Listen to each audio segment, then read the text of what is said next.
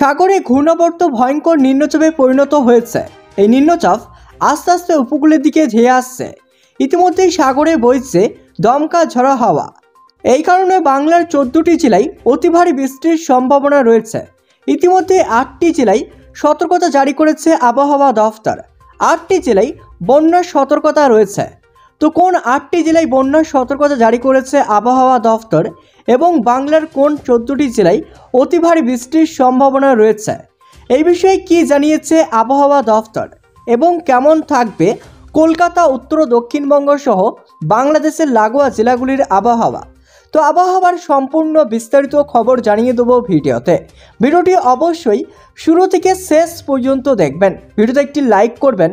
আর আপনি এই ভিডিওটি কোন জেলা থেকে দেখছেন, সেখানকার আবহাওয়ার পরিস্থিতি কেমন রয়েছে, কমেন্ট বক্সে কমেন্ট করে জানাবেন।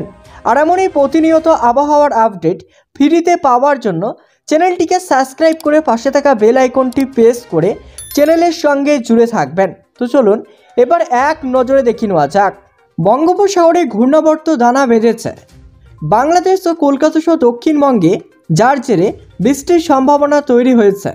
গত কয়েকদিন ধরেই কম বেশি বৃষ্টি চলছে বাংলাদেশ, কলকাতা এবং দক্ষিণবঙ্গের বাকি জেলায়। আলিপুর আবহাওয়া দপ্তর জানিয়েছে আজ ভোর রাতে দক্ষিণবঙ্গের সবকটি জেলাতেই ভারী বৃষ্টিপাতের সম্ভাবনা রয়েছে। অতি ভারী বৃষ্টি হতে পারে দক্ষিণ 24 পরগনা, পূর্ব মেদিনীপুর, পশ্চিম মেদিনীপুর, বাঁকুড়া, পূর্ব বর্ধমান এবং পশ্চিম বর্ধমানে। এই জেলাগুলিতে 7 থেকে 20 সেন্টিমিটার বৃষ্টি হতে পারে।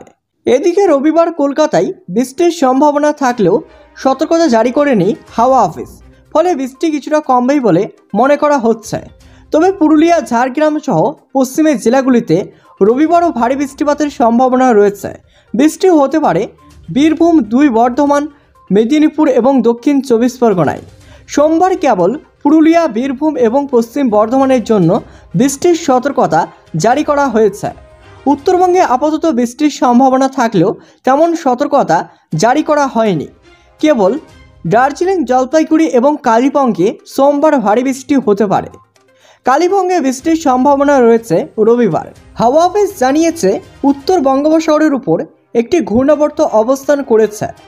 উত্তর বাংলাদেশ এবং সংলগ্ন এলাকায় যে নিম্নচাপ অঞ্চলটি ছিল তা এখন উত্তরবঙ্গ এবং ঝাড়খণ্ডের উপরে রয়েছে। আগামী 24 ঘন্টায় তা পশ্চিমে ঝাড়খণ্ডের দিকে আরও সরবে। এছাড়াও মৌসুমী অক্ষরেখা রাজস্থান থেকে পশ্চিমবঙ্গের উপর দিয়ে উত্তর বঙ্গোপসাগর পর্যন্ত বিস্তৃত। নিম্নচাপ অঞ্চলের মধ্য দিয়ে ওই অক্ষরেখা চলে গিয়েছে পূর্ব ও দক্ষিণ পূর্ব দিকে। এর প্রভাবে দক্ষিণবঙ্গে বৃষ্টির অনুকূল পরিস্থিতি রয়েছে এখনও।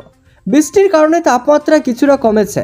এদিন কলকাতার সর্বনিম্ন তাপমাত্রা 25.5 ডিগ্রি সেলসিয়াস।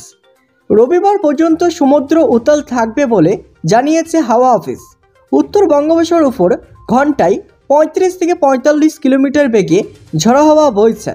দমকা হাওয়ার বেগ ঘন্টায় 55 কিলোমিটার। পশ্চিমবঙ্গ এবং উড়িষ্যা উপকূলে রবিবার পর্যন্ত সমুদ্রের এই উত্তাল পরিস্থিতি বজায় থাকবে। তাই মৎস্যজীবীদের সমুদ্র যেতে নিষেধাজ্ঞা জারি করা হয়েছে।